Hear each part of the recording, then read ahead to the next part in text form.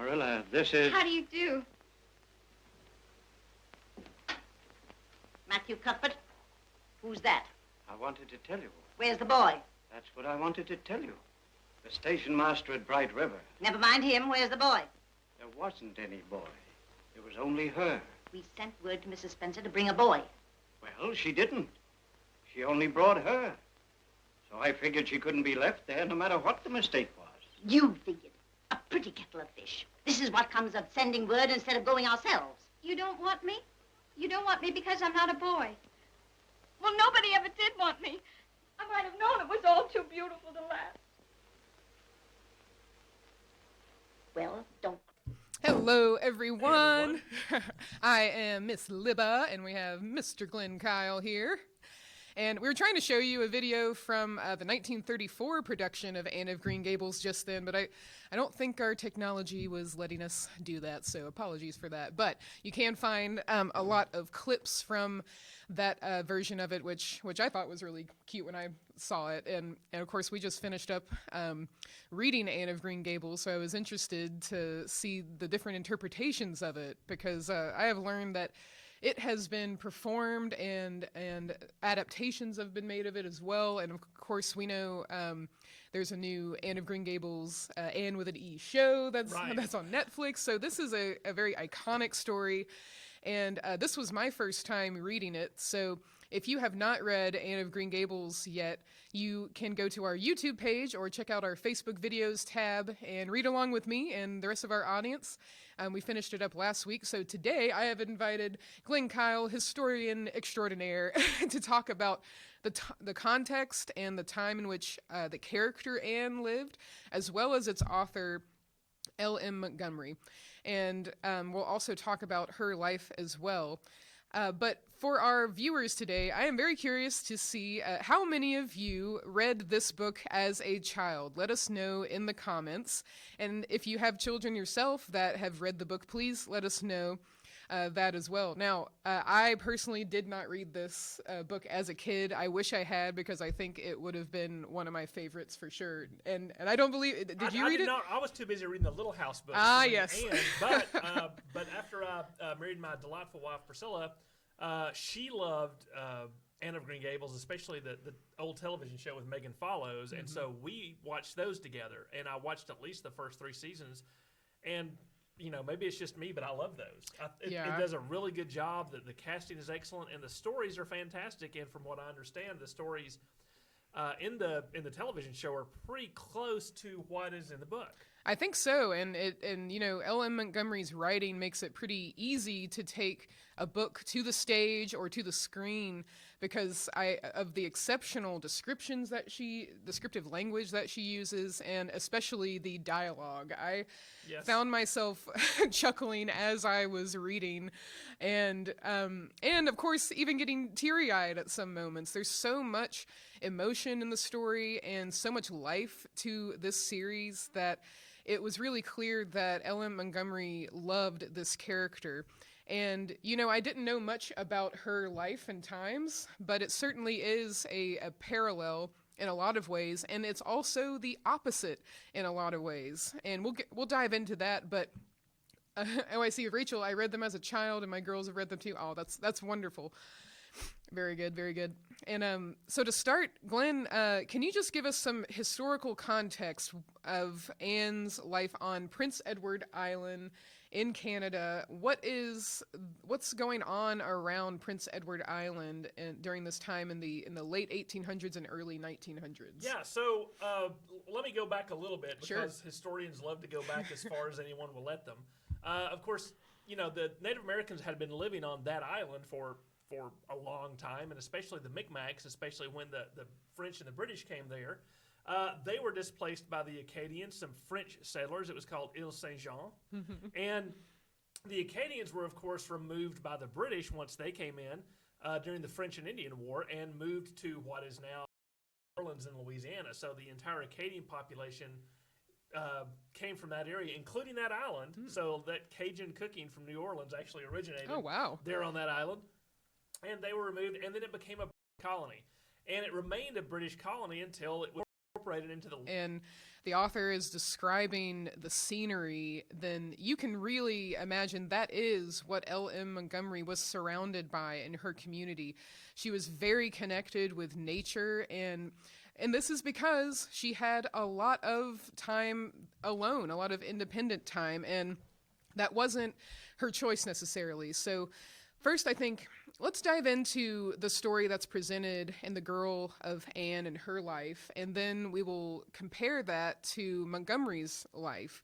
So we know that Anne is an orphan, and of course I don't think we'll have any chance of spoilers, anything.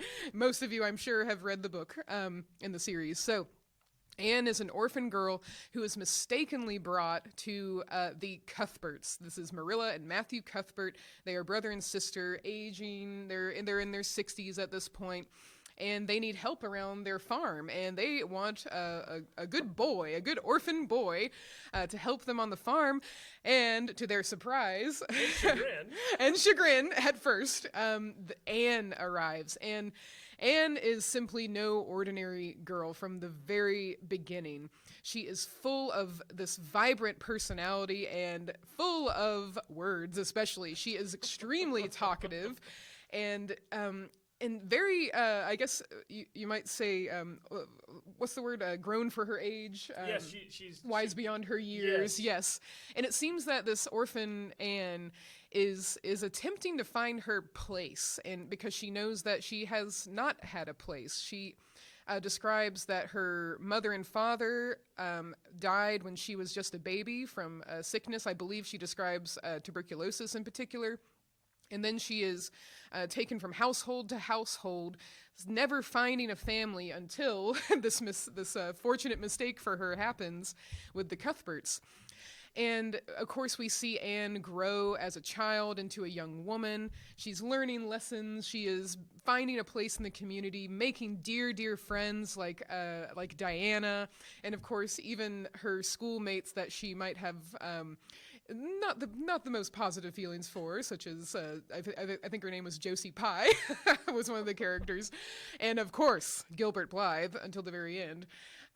So she's surrounded with these social interactions. She's surrounded with the beauty of nature. She finally finds a home and a family and a place to stay and a niche for herself. And this is all very wonderful. It's very positive. It's very romantic, just like Anne would like. But it really is quite the opposite of L.M. Montgomery's life. Now, before we go into describing her life, what would the role of a young girl be like for this time? I know that some of our younger viewers might not know the differences of what life used to be like for young girls and young women during Anne's time, the early 1900s. Right. Well, they in the early, the late 1800s, early 1900s, this is still the time when young girls are going to be prepared for either marriage or, being a spinster. Their job is going to be to become a wife to someone, to become a productive member of the household, probably. If they take any profession, any paying job, it's going to be a very limited set of opportunities that they have to do that. They may work as a cook, they may work as a seamstress, they may work as a teacher. And in certain arenas, that's about it as far as what would be considered proper for a young lady to engage in terms of a job for pay. They're going to be expected to marry and to help out around the house. It's still a very, very domestic-based life. And of course, Anne is one of those young girls that has somewhat different ideas about what she wants to do with her life, because at the time this is being written, there's, and set, you've got this burgeoning movement amongst women that is absolutely starting to change things, especially, going into the 1920s. Women have become incredibly independent, not only in what they would like to do from an educational and professional standpoint, but even in the way that they're dressing, and the way that they're behaving, and the way that they're interacting with boys and other girls too. So the expectations of especially the older generation of what a young lady is supposed to do with her life and how she is supposed to behave has a certain set of expectations. And then I think the story goes on and sort of sets some of those expectations on their head, and yet still shows a proper though perhaps adventurous young lady. Yes, so I mean, we know that Anne has many lessons that are learned throughout the series, and in the first book especially. We have the characters around her, the women in her life, do give her insight on what she ought to be doing and what she should be doing as a woman and a young girl. And she tries her best. She tries to make the cake, but makes it with liniment oil instead. She is trying to look the part of a young, refined woman with the most fashionable dresses and the puff sleeves. She is trying to have the right manners for a young lady, and there are these opinions that are all around her. Some are older, some are a bit more refreshing. We know that one of her neighbors, I believe it was Mrs. Lind, insists that girls should not go to college, for instance. Like, what on earth is a young woman going to college for unless to find a husband? Whereas we have influences in her life like Matthew Cuthbert, her essentially this father figure in her life, encouraging her and being very proud of her for her educational pursuits. So the fact that Anne becomes a teacher is really important. It's a role that she wants for herself. It's not something that she has to do. She is seeking this education and bettering herself, and she's always trying to better herself. And I think that's one of the really valuable things about Anne that we learn. But it's never she never allows someone to tell her what to do. She wants to enlighten others. She wants to teach others. She wants to be kind to others, and she's very self-aware throughout the series. She is extremely self-aware, and I think that's one of the most comedic parts about Anne, is that she is so reflective about everything, and she shares those reflections with the people around her. Now, that brings to mind, finally, we can talk about Ellen Montgomery herself. Now, a little background. She is born on Prince Edward Island in Canada, in a very similar community to where Anne finds a home, a small rural farming community. But and Ellen Montgomery is like an orphan herself, not technically, but her mother does die of tuberculosis when she is around 2 years old. Her father is still alive, but not in her life. Her father leaves her care to his parents, so Ellen Montgomery's grandparents, and this is an interesting parallel because we know that Anne finds a home with two older people in Marilla and Matthew. And of course, we know that Marilla is not necessarily, I wouldn't really call Marilla all that strict. And we know that she's trying her best to raise Anne, but throughout the book, I do see it through this loving place. She wants the best for Anne. Well, for Ellen Montgomery, in her very detailed journals, she describes her grandparents as being terrible to live with. They're extremely strict. They don't allow very much room for fun as a child or playing with friends. She is put to work, put to task. And so for comparing the early parts of her childhood, here we have Anne, who is an orphan. Ellen Montgomery felt like an orphan. Here we have Anne, who is sent to a home with older people to take care of her, but these are loving people, and especially with Matthew. Matthew is extremely loving toward Anne, very sweet and very kind. Marilla gets there eventually and allows her soft spot to show, but this was not the case for Ellen Montgomery, and she actually had quite a lonely childhood, and that is why she put so much of her time into writing. She describes herself as writing from her earliest memories. She has been writing. And I don't know if you had a thought. Okay, great. Yeah, I'll keep going. I'll jump in when I feel like sure. I need to. So She spends all of a lot of her any free time that she does have imagining, and we know that is what Anne did to essentially survive her not so great upbringing before meeting Matthew and Marilla. Anne, in the story, she describes going to several different households and serving these families, but not being in the family until she finally is a part of a family. And Ellen Montgomery's life, she goes to her grandparents.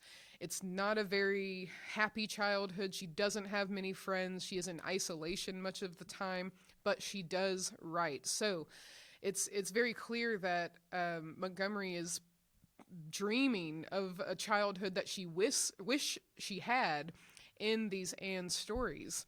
And some interesting parallels as well. So a fun parallel that I did find is that, with her name was Lucy Maud Montgomery, and she was named after her grandmother Lucy, but she liked to go by Maud. I wonder why. And she also insisted that her name be spelled without an E, Maud without an E. So I thought that was a very a cute little story and anecdote. She wrote in her journal, I never liked Lucy as a name. I always liked Maud, spelled not with an E, if you please. But she did absolutely love where she lived. And I think that's because, one, of just the beauty of the region that she lived along in Prince Edward Island. She spent her childhood, she went, outside picking berries, fishing, going to the beach, and all of these things that Anne is described as doing, I think you can imagine Maud, we'll call her, doing these things alone for the most part, experiencing the beauty of the nature around her, but all in isolation. So these stories and these characters were really her dreams of what her childhood, what she wished it could have been. Now, I will say one thing, because just talking about the Prince Edward Island itself, I'm assuming it's pretty close to the same in the books, but even the show, which is based on how the books are written and how Montgomery wrote the books, Prince Edward Island is in effect a character in the story. It really is. Just to sort of drive home that connection to the land and the place where she lives. Anne's the same way. The island is a character, and the places she goes all reveal a bit of that character and how it fits into the interaction with all the other cast. Absolutely, so I love it when people do that, when they bring the land in rather than just the people. Yes, and especially it gives us like a personal relationship, or Anne certainly has a personal relationship to the nature around her. She gives a name to everything, from the Lake of Shining Waters to the Haunted Hills, and that really does create a personal connection for us, the reader, as well. And I found myself very vividly seeing the surroundings because of the language that Montgomery uses. So you can tell that she just had this deep, deep love, and it's no wonder, because this was the beauty around her. When she went home, there wasn't much beauty in the home, and she had to use her imagination in order to live a life that got her by, and go outside and see and be thankful for what she did have. And that's one thing that I will give Montgomery credit for, is that she always saw the silver lining, for sure. And so we'll talk a little bit about her writing career. So she spends her childhood on Prince Edward Island. She eventually does become a teacher, though it was said that oftentimes she would, well, maybe not oftentimes, but there were times when she would neglect her class lessons for her writing ambitions. But it was very much known that she was an avid writer. Now, it wasn't until much later in her life that she publishes Anne of Green Gables. She's in her 30s at this time. And this is a time when she has finally married. She marries much later in her life, and it's an interesting story with that. While she does have many suitors, and she was known as a very flirtatious woman, she never quite settles down in a time period when women were expected to settle down and marry. I would assume between 18 and 24 and a half. Yes, exactly. And here she is in her 30s, and but she writes in her journals how she desperately wanted a family, and it's no wonder because she did not have that growing up. So we can certainly understand why she would want to. All right, I'll take you. You know, she marries a reverend in her community, and she does describe in her journals that there was this shock of right after she's married. She's even in the buggy, like leaving the church. There's this pang of, oh no, what have I done? Have I given up my freedom? And she feels this shock, and she describes that in her journals, and she describes that, you know, her marriage was not necessarily one about romance. It was very much about wanting a station in life, having a family. She marries a reverend who has a purpose in the community. So, of course, being the reverend's wife, she also has this status in the community. And she absolutely adores the children that she eventually does have, and I'm sure she was a very doting mother. She describes it like, I mean, of course, anyone with children, I'm sure, can relate, but this love like none other that she ever experienced, but especially in Montgomery's situation, where she could not experience that parental love, she finally gets to give that to another life. And I believe that really was probably the brightest moments in her life. I mean, of course, finally publishing a book and it being very successful is wonderful, and she does describe how wonderful that success was. But having those children, I think, were really sort of a saving grace for her in particular.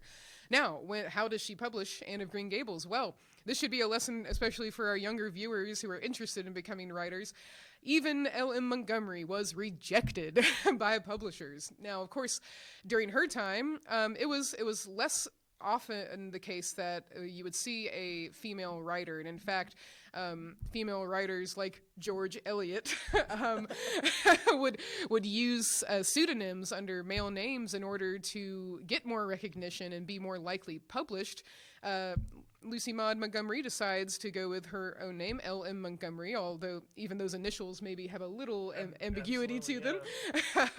But she writes Anne of Green Gables in her 30s. I believe she's 34 when it's published. And it's interesting because so her grandparents ran the post office in town, and that allowed her to send off her manuscripts to publishing houses in secret. So when she did receive those rejection letters, it was a private experience for her. Others did not know that she was sending out these manuscripts, and for a time she put the Anne of Green Gables manuscript in a hat box, set it aside for a time, and then came back to it, read some of it, and she's like, you know what, this is pretty good. I'm gonna try this again.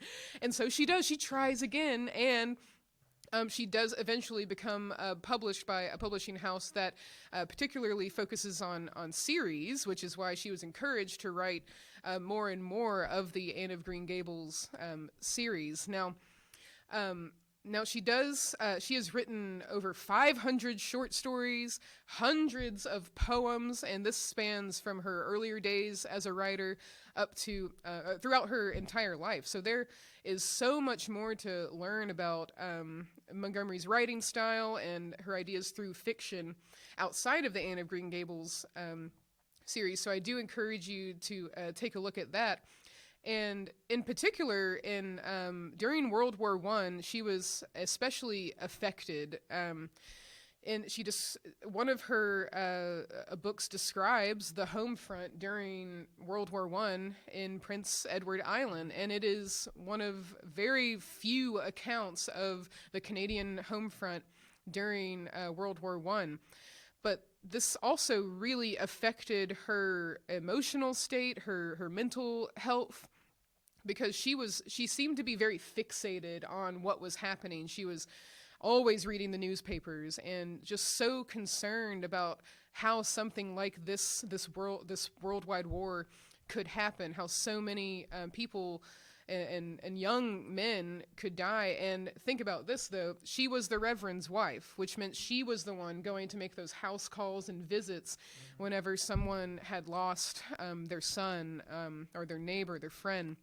So she was clearly really touched by this entire experience and felt it very deeply, which leads me to talk about she did suffer from mental illness, and there were times when she would be overcome with what they would have described as melancholia. We don't know exactly because, of course, the knowledge of mental health was not what it is today. So we can assume that is some form of depression that sets in. And this not only touches her life, her husband is also affected by this melancholia, and she has to suffer the experiences of that. I mean, her husband, she writes in her journals that her husband would go into these spells, she describes them as, where he would be extremely paranoid and extremely worried that he was not going to be saved by God, that the world could not be saved by God. And I have to think that World War I probably had something to do with that. This affected so many people, and there was a national, nationally spread anxiety about this. And remember too. So you may not pick up on this, but this is Canada. Mm-hmm. It's in North America, but as part of the British Empire, it gets involved in World War I from the very beginning, from August 1914. So for British Canada and Prince Edward Island and the inhabitants thereof, this war goes on for 4 years, not just the 1.5 of the United States. And like all of the British dominions, they're sending a lot of young men to fight in the trenches and in the overseas conflicts.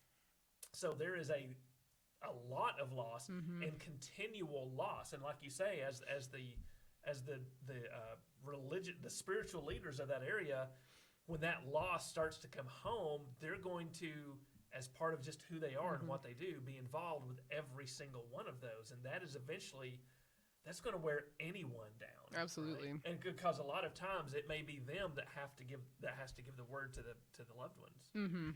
Absolutely. And so she has to deal with those experiences. She has to caring for a husband who is suffering even more than she is, but all the while she is still a very successful author. And during her time, while she was very well known because her series was so popular, she was not necessarily respected as an author. For one, she was writing children's novels, which were viewed as less than perhaps a more serious novel. Right. But of course, when we read Anne of Green Gables, I mean, the language and the story itself is fantastically written. And it has all the things there. I mean, it still reaches you regardless of what age you are. Absolutely, absolutely. So she doesn't get credit because of her writing children's novels, but she also doesn't get the recognition she deserves simply for being a female author. And so while she does have financial success with Anne of Green Gables, and of course, I'm sure she certainly felt overwhelmingly proud of her achievement, she is not quite recognized until after her life, after she passes away. And in fact, Anne of Green Gables, while it was the thing that she's known best for, she was kind of pressured to keep the series going by her publishing house. And while I haven't read the rest of the books, and I don't know if there's any lacking in the style or the prose or anything. I would be surprised because she did love writing. She did want to write more serious fiction or serious works, or serious, yeah. And she she wrote a novel, Rilla of Ingleside, and that took place between, I believe, 1908 and 1921. So that was when she wrote the 6 Anne books. But after writing Rilla of Ingleside, she said, "I am done with Anne forever. I swear it as a dark and deadly vow. I want to create a new heroine now. She's already an embryo in my mind. Her name is Emily." And after she writes these 3 books about this character, Emily, which I'm not particularly familiar with, she does eventually return to Anne, writing Anne of Windy Poplars in 1936 and Anne of Ingleside in 1939. Now, which is when the British dominions get into World War II. yes. So, and when folks that knew her describe Ellen Montgomery, they describe her as this very upbeat, jolly personality. And at the same time, in her journals, she's very transparent about the feelings that she has and the emotional burdens that she's facing, and sometimes how simply it is just difficult to do anything on a particular day. And of course, if any of you out there are familiar with the symptoms of depression or mental illness like that, then of course we know how difficult that illness can be. But for someone of her time, for that, one, to not be very well understood, two, for her to be this author who has written this simply positive and bright and sunny character, and three, to have her family members not really know what she is suffering. Perhaps she felt that it was simply too private for her family at the time, but at the same time, she does insist that her journals be released when she passes away. So she clearly, when she was writing her journals, she knew that she wanted these to be in the public eventually. So in a way, she has been writing her life story her whole life, because she kept these journals for years and years and years, and she had been writing ever since she was a child. So to release those and to be at times even, extremely forward, and at times even a little harsh, especially when it came to the descriptions of her grandparents, particularly her grandmother. It's really interesting that I take that to mean that Montgomery wanted her life to be known at the right time in her view, and I think that takes a lot of bravery. A lot of bravery. There are very few unadulterated journals that are left to us from people that are unvarnished and totally honest, and it's amazing to have that one. One could almost say that that's as important a contribution to us as the Anne stories. Mm-hmm, absolutely. And so eventually she does, in 1942, she does pass away at her home. And this was a time when she was dealing with a lot of the emotional turmoil of her depression. It's hard to say exactly how she passed away, but she was 67 at the time, and it was in one of the darker times in her life. And of course, we also know this was in 1942. This was during a time when World War II, like you said, was revving up, and here she had experienced World War I. So. And 1942 was a dark year. Yeah. It didn't look like the good guys were going to win, quite frankly, at the beginning of 1942. Right. So she was still dealing with not only her own mental illness, but this dark looming time ahead, which I'm sure reminded her of her darker days during World War I. So it's fascinating that, when I didn't know anything about Ellen Montgomery before reading Anne of Green Gables, because I hadn't read the book, and reading the book first and then learning about her life, I think in a way I'm glad that it happened that way. Because now I enjoyed the book without knowing where it came from, in a sense. So for its own merits. And a lot of people, I don't know if a lot of readers are going to really dive into Montgomery's life after they read the books. So they have this vision of Anne, and knowing that Montgomery was from a similar town, they might imagine, oh, well, it's similar to, Laura Ingalls Wilder. These are reminiscences of her own childhood, but it is actually very much the opposite. It is her dream of a life that she wished she had. And I'm very thankful that we have this story, and I think that the best way to read Anne of Green Gables is to appreciate the fact that it came from someone who did use imagination, they used creativity, they used their appreciation for their own community, they saw the silver lining, and someone who did have their own struggles with mental illness be able to to overcome those struggles enough to succeed in a writing career at a time when it was not very likely that she would succeed in a writing career. So there's so much to admire about Montgomery and so much sympathy and empathy to be had for her. And that I really do believe that that's the best way to read this series, is to understand that they really come from this heartfelt place and this deep love of what could have been, in a way. And she saw her community in the brightest light, and she saw what might be possible for people and put that in a book.